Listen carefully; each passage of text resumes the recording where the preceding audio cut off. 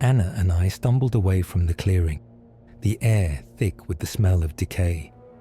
Every shadow seemed to move, the whispers of the valley clinging to our minds.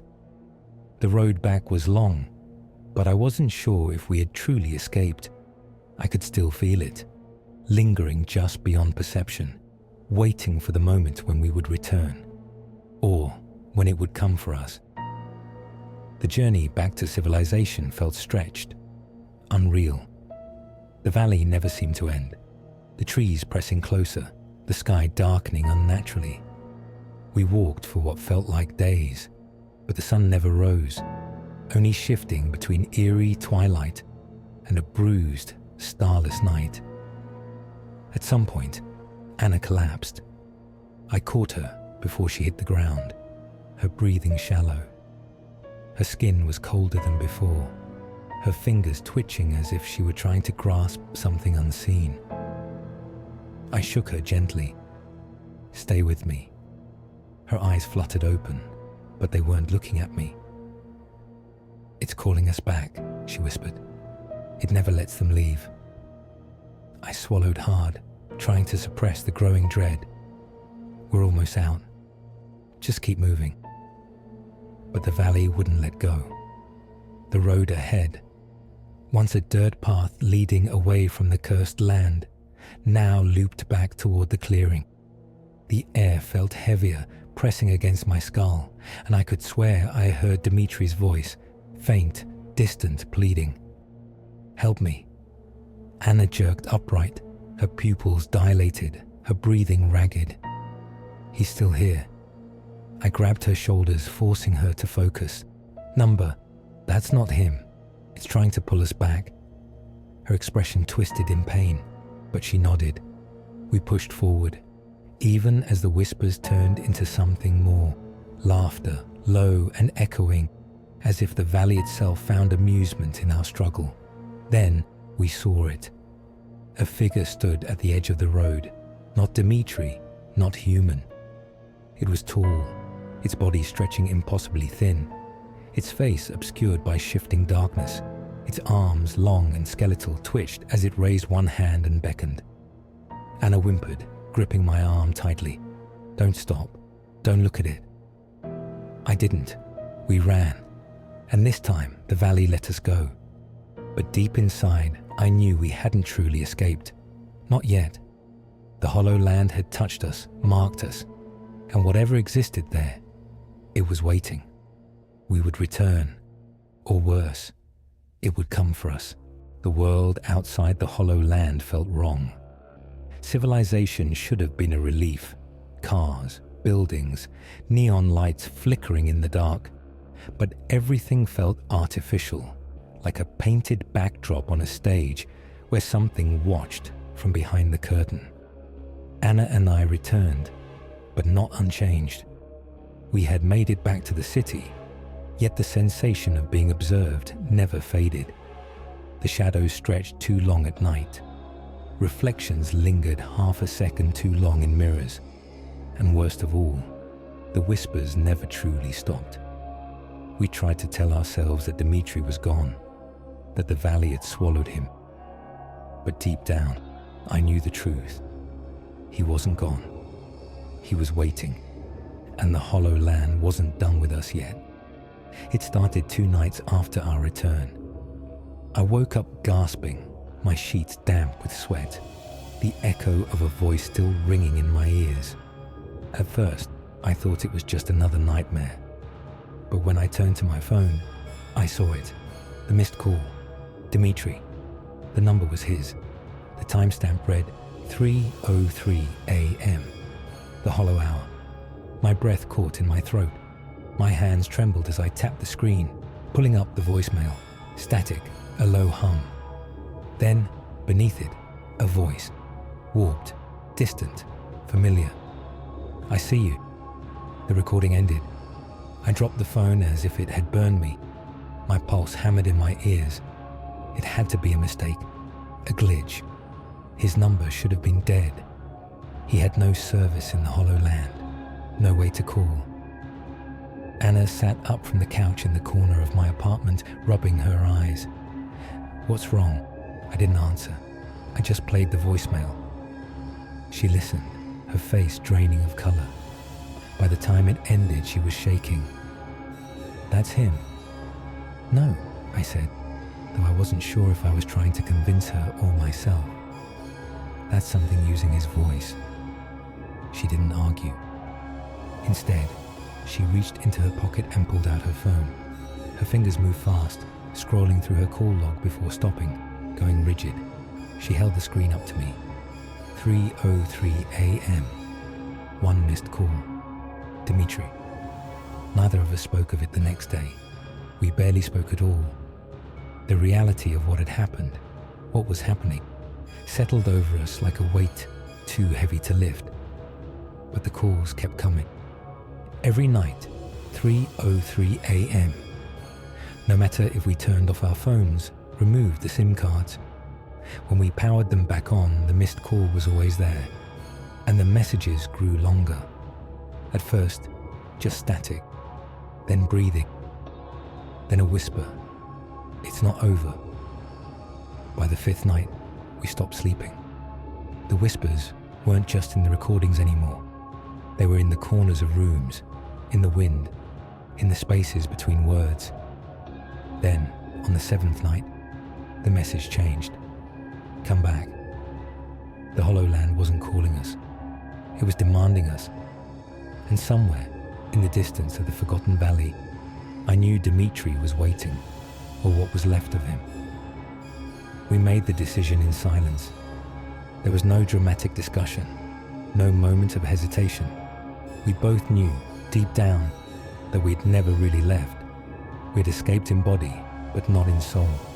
So we packed supplies, flashlights, food, though I doubted we'd need it, a gun, even though I knew it wouldn't matter. The drive was long, but the road seemed shorter than I remembered. The valley was waiting for us, eager to swallow us again. As we neared the edge of the Hollow Land, my phone buzzed. One new message.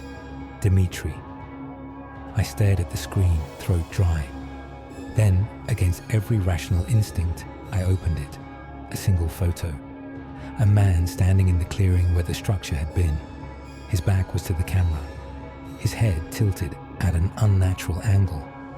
But even without seeing his face, I knew Dimitri was waiting. And this time, we wouldn't be leaving.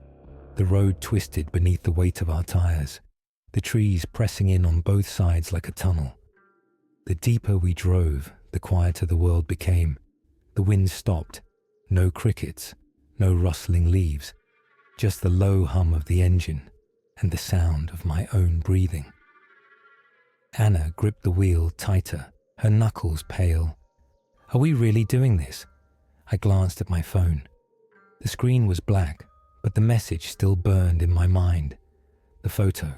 Dimitri, waiting. I didn't answer her question because we both knew the truth. We had no choice. The Hollow Land had called us back. It was just past midnight when we reached the valley's edge.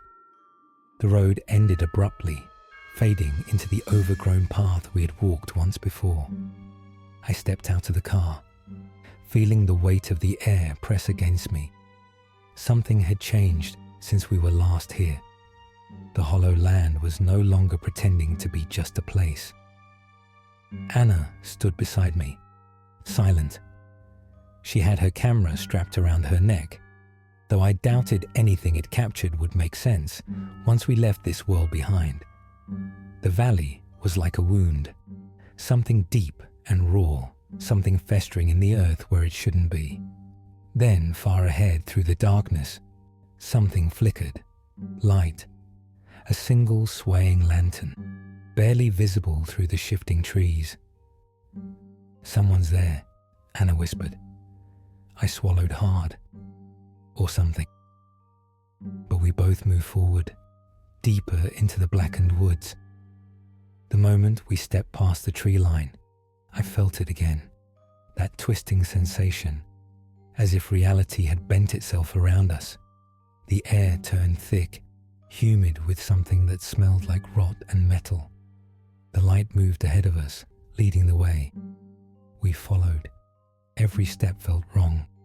My muscles resisted, my skin crawled, but my feet kept moving forward. The valley was leading us, just as it had before. Then I saw them. The trees weren't trees anymore. Their trunks twisted into something almost human. Elongated shapes with hollowed-out faces, their mouths stretched open in silent screams. The bark peeled like skin, revealing something wet underneath. Eyes, black and sunken, blinked from deep inside the knots of wood. I turned to Anna, but she had seen them too. Her breath came in sharp, uneven gasps. "What the hell is this?" she whispered. Before I could answer, a voice drifted through the trees. "Keep moving." It came from nowhere, from everywhere. Anna grabbed my arm. That was, I know, Dimitri's voice, but not his voice. Stretched, hollow, like something was using it, trying to remember how human speech worked. I looked at the lantern again. It had stopped moving, and then it went out. The darkness swallowed us whole. A thick, smothering void.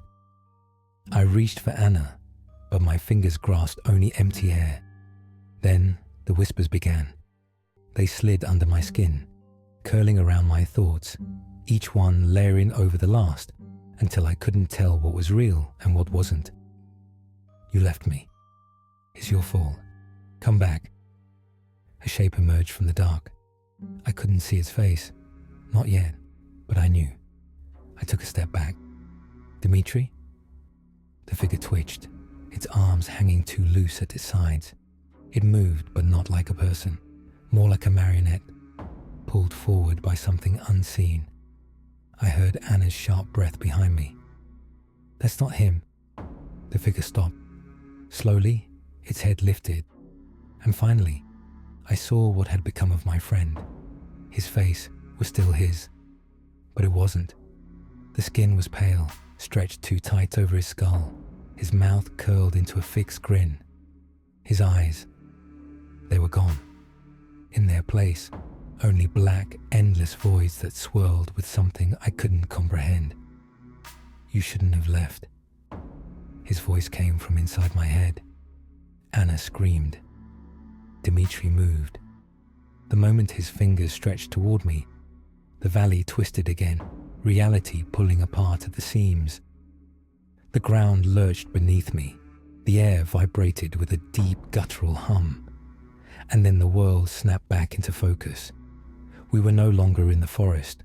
We were standing before the structure. It was back. Only this time, it was bigger. It loomed in the dark, its red, pulsing eye staring down at us from the highest point.